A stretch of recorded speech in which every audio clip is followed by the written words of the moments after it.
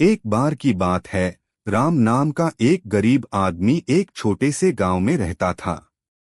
वह हर दिन अथक परिश्रम करता था, खेतों में मेहनत करता था और धनी ग्रामीणों के लिए छोटे मोटे काम करता था। लेकिन अपने प्रयासों के बावजूद वह मुश्किल से अपना और अपने परिवार का भरण पोषण करने के लिए पर्याप्त कमाई कर पाता था।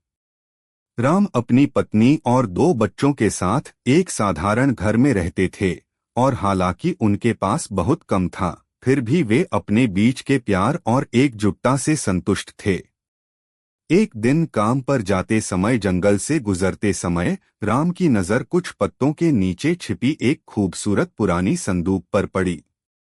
उत्सुकतावश उसने उसे खोला और पाया कि वह सोने के सिक्कों और रत्नों से भरा हुआ था। राम आश्चर्यचकित था और उसका दिल उत्साह से दौड़ गया। यह उसकी सोच से भी परे का सौभाग्य था। एक पल के लिए उसने उन सभी चीजों की कल्पना की जो वह खरीद सकता था, कैसे वह अपने परिवार को गरीबी से बाहर निकाल सकता था और कैसे वे फिर कभी भूखे नहीं रहेंगे। लेकिन जब राम वहां खड़े होकर खजाने को देख रहे थे, तो वह परिणाम के बारे में सोचने लगे। अगर संदूक किसी और का हो तो क्या होगा? क्या होगा अगर किसी ने हताशा में इसे यहाँ छिपा दिया हो, एक दिन वापस लौटने का इरादा रखते हुए? क्या इसे रखना सही रहेगा? राम इन विचारों से जूझते रहे, लेकिन अपने दिल में जानते थे कि खजाना रखना सम्मानजनक नहीं था। उन्होंने निर्णय लिया कि सबसे अच्छी बात यह होगी कि इसे अछूता छोड़ दिया जाए। राम घर लौटे और अपनी पत्नी को खजाने के बारे में बताया।